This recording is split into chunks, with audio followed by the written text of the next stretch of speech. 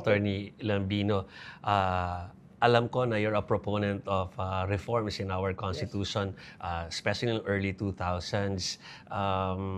Pero ang sinasabi nila, lagi ang Senado doon nagde-dead end eh. So pag nakapaling ka doon, ano ba ang Unang-unang gagawin ko? Yes. Magfa-file ako ng resolution sa Senate to abolish the Senate and the House of Representatives. Eh kakaupo nyo lang, abolish nyo agad. Para masabi niyo, wala akong interest dito na manatiling senador pag ganyan.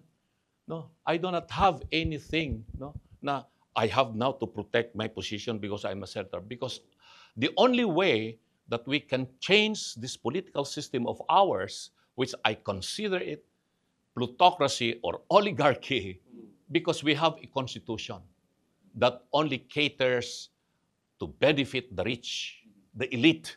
Kawawa ang masang Pilipino dahil sa constitution na yan. And the Senate has become what?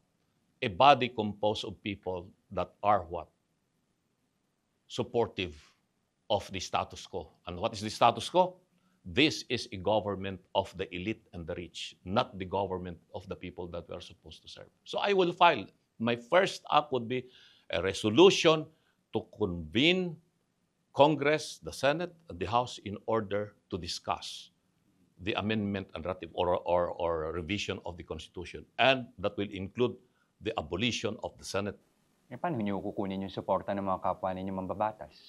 Kaya nga, that's why it's very difficult eh. But I cannot do that if I am just harping outside of the Senate.